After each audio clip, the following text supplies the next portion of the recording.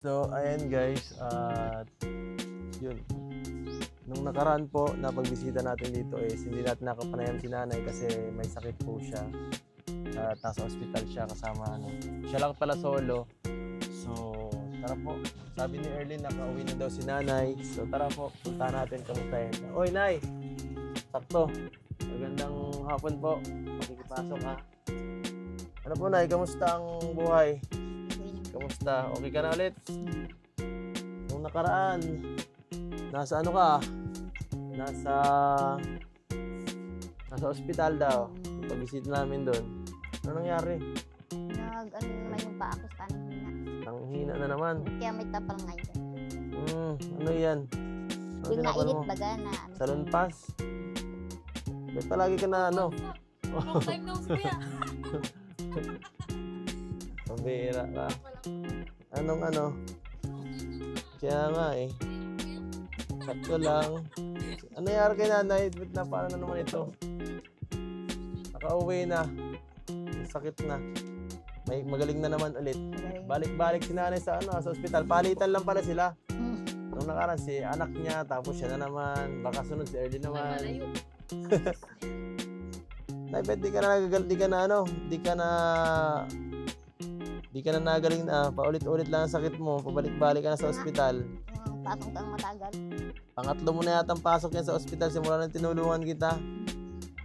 Talagang lagi ako na-hospital kahit hindi ko pa kayo nakilala. Lagi ako na-hospital. Salamat nga at nakilala mo kami. Malaking naitulong. Pero nakakatakot ha. Ginagawa mong parang pahingahan yung ospital ha. Ginagawa mong tambayan. Huwag mo kaming takotin ng ganyan. Nakakatakot magbabalag na narinig mo nasa ospital para sa ganyan. Siyempre hindi natin natulog. Wala kung malala na yung nangyari sa'yo. Pala nahilo ka lang pala daw. Kahit papay na. So siya nga po pala ngayon iaano ko sana. Pupuntahan sana natin yung bibili natin na lupa. Pwede ba ngayon puntahan na? Maganda naman yung papeles doon, hindi naman wala nang problema. Kaunti na nga halos, parang dadalawa na lang yata natin tira. Nagkuha na naman ng taga-munisipyo bang nung isang araw. Ay di paano yung ating pwesto doon na Meron pa naman natira, kaya sabi ko nakuha na yata yung pwesto natin doon. sabi ko itira. Alin? Yung pwesto napili ko. Nakatira, naka-reserve na. Ayos. So, anong kasunduan yung baka lang yun papel lang yun, wala yun sa akin, hindi ako papayag pag ganun, sayang yun.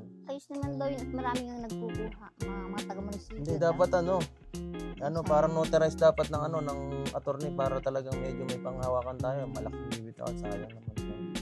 Meron nga tayong kasi dating sabi natin. Notarized dapat kahit papasuratan ninyo, dapat notarized pa rin talaga ng attorney para sigurado. Dapat may deed of sale silang ibibigay na galing sa na tinataka ng attorney para alam talaga na may siguradong kasunduan. Kung pag pumayag sila, hindi okay. Pag hindi natin ibibigay yung pera, sayang. So tara, pwede ngayon, Nay? Oo, sige. Tara, bili ka na.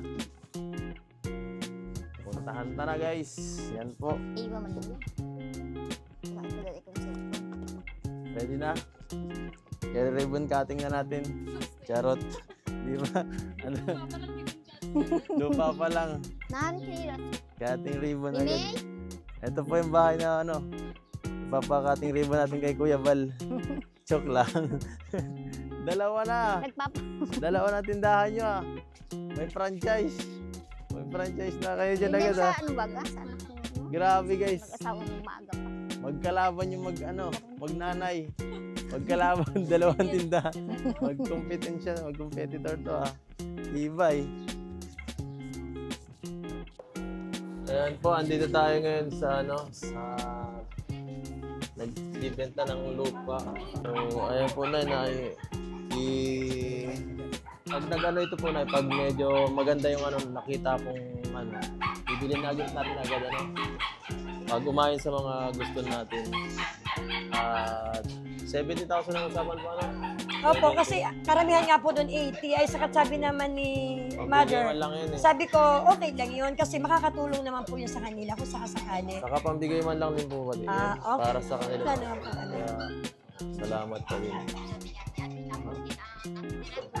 Ilan piraso na Ano lang po? po doon? Kakaunti lang natin tira doon, sabi ko. Ay, sabi ng iba, kaya reserve ako na nga.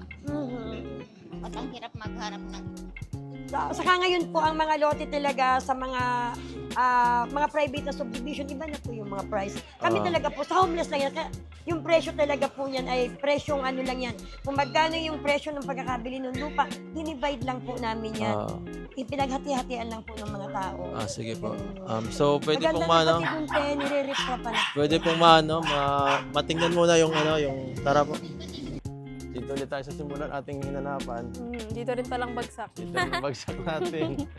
So, pero ito, para sa tingin mo, mas magiging okay ba sa itong dito tumira? Oo, mas goods Ha? dito kaysa dun sa pangalawang choices baga kuya. Oo. No? Mas goods dito. Oo. Marami pa kami kapitbahay, oh. Oo. Medyo siksikan lang, pero Goods na yan. okay pa naman. Mm. So, baka bukas, kung sakali maging maayos ang proseso dito ngayon, Mm. ay bukas, direksyon na natin kunin yung Oo. yung dito. Mukhang okay naman si Tati kausap kanina eh. Kaya nga, ano ko. Pumayag naman siya kanina sa mga gusto natin. At least, kung kung makunan ta ng ng deed of sale, di mas magiging maganda yung So, papadali. Hindi, mas magiging maganda yung yung lupa nyo, hindi basta-basta pwedeng Oo. makuha sa inyo. Yun lang ang kailangan ko eh, basta meron kang ganun. Ibig sabihin na yun, parang may ownership ka na May dun eh. ownership.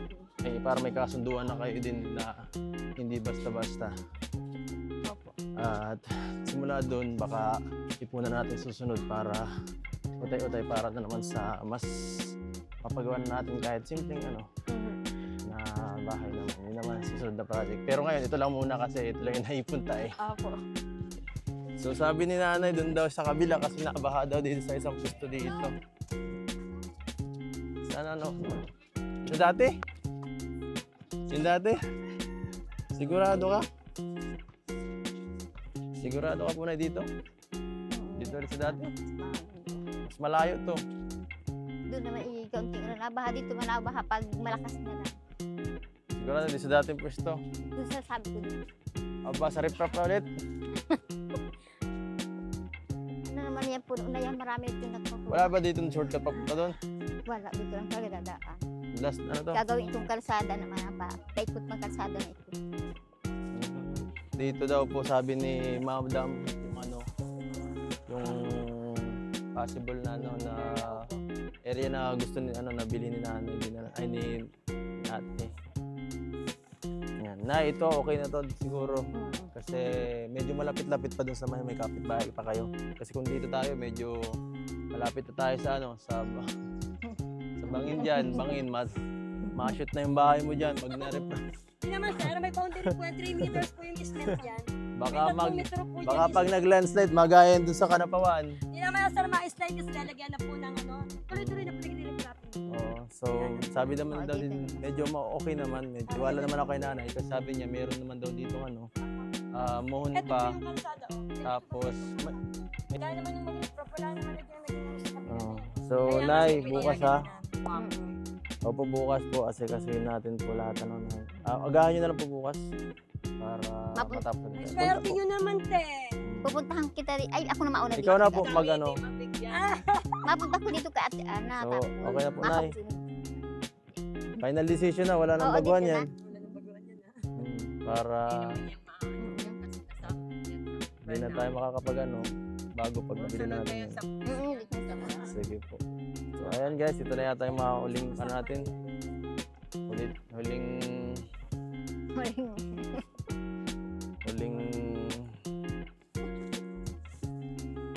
decision. Ito na talaga guys, final na. Pero sa tingin ko, goods naman siya. Goods naman po siya, wala namang dito. Ayan po. Padating po sila engineer. Ayun po. Hindi po ngayon. Naka-schedule po sila. Dito yan, sir. Ano lang po yun, iabanti ng konti dito. Kasi napatras daw yun doon, sabi kanina ni Ted. Dito lang. Kasi po kasi dapat gitna-gitna daw ng konti dito. Huwag doon masyado. Tapos hanggang saan po sukat doon? Tapos, maano lang din po tayo ng 10 meters po ito ay inano po nila ito, sinungkat na. Ibabatak lang daw po ito dyan, tapos meron naman po ito doon isang muhon din. Doon Ganyan din po ang ano yan. Kasi di mo alam kung anong pwesto mo dito eh. Ano po, babatakin lang po natin doon. 10 din siya, 10 din dito. Dito. Hanggang doon ka. Kung sakali, hanggang dito. May kapit-bahay ka naman agad. Pinta na maglinis. Sino? Galing doon na pala. Si tatay? Sige po. Kung sakaling man. Opo. Sige po. Saan po? Taga dito kayo? Sige po. Pero sa ngayon lang yung ano hindi ko muna. Ang laki yan ay. Okay na po yan ay. At least may kapit-bahay din kayo agad. Saka malapit dun sa tintindahan baga namin. 15 pesos lang ang presyo. Opo. Sa ngayon yan. Kaso tatamaan yung kubo-kubo nila dun oh. Yung kubo-kubo. Pag-iinuman. Oo nga eh. Pagkalitan ka. Abot ka. Hindi naman yan. Pag-abot ka. Wala ka naman. Ay di mo pala parang hanggang dito lang eh. Ay yung harapan. Siguro dito lang i-adjust lang ng konti dito. Yung sakali. Pumapakot po sila, lalagyan na natin ng tandang kawin na sinabi ng ARC kanina. Patandaan mo ng kawin. Ito po na, ibibigay ko na yung pambayad nyo sa lupa ha. Sigurado na po kayo, wala nang baguhan yun ha. Ito, 70,000 po. 2, 4, 5, 6, 7, 8, 9, 10, 11, 12, 13, 14,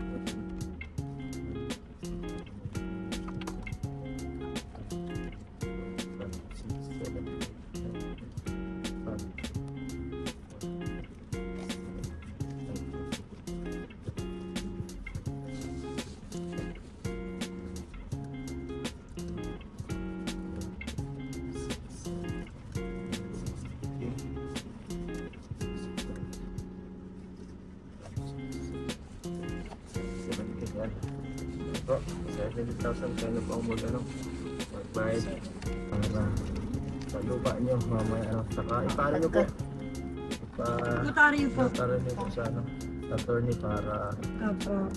sigurado may kasulatan dapat so ito yung pambayad mo po sa attorney Sa notary po. kahit pambayad po na sa attorney guys salamat po kala Sir Lito at kay Ma'am Rexy. At dun pa po siyempre sa ibang nagpa-sponsor para kay Early. Yan, thank you so much po sa inyo. Yung iba po ay siguro ay pasimula natin, pampalinis muna.